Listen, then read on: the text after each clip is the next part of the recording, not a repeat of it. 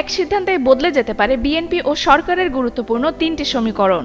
রাষ্ট্রপতি পদে বিএনপি থেকে মনোনয়ন পেয়েছেন দলটির মহাসচিব ও স্থানীয় সরকারমন্ত্রী মির্জা ফখরুল ইসলাম আলমগীর। তিনি রাষ্ট্রপতি হলে একসঙ্গে ছাড়তে হবে দল ও সরকারের গুরুত্বপূর্ণ কয়েকটি পদ।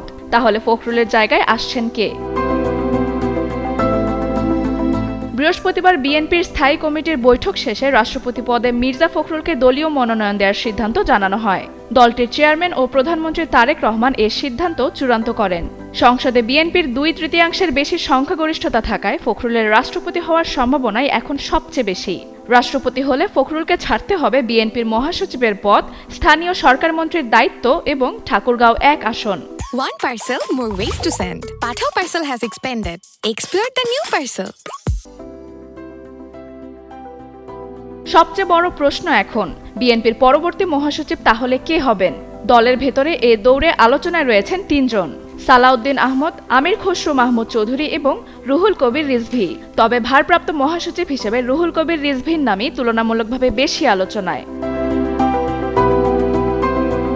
অবশ্য দলের আরেকটি অংশ চায় স্থায়ী কমিটি থেকে নতুন মহাসচিব আসুক। সেক্ষেত্রে আলোচনায় রয়েছেন সালাউদ্দিন আহমদ ও আমির খসরু। তবে দুজনই বর্তমানে সরকারের গুরুত্বপূর্ণ মন্ত্রণালয়ের দায়িত্বে। তাই শেষ পর্যন্ত মহাসচিবের পদে কে বসবেন তা নিয়ে এখনও রয়েছে অনিশ্চয়তা। শুধু মহাসচিব পদই নয়, স্থানীয় সরকার মন্ত্রণালয়েও আসছে পরিবর্তন।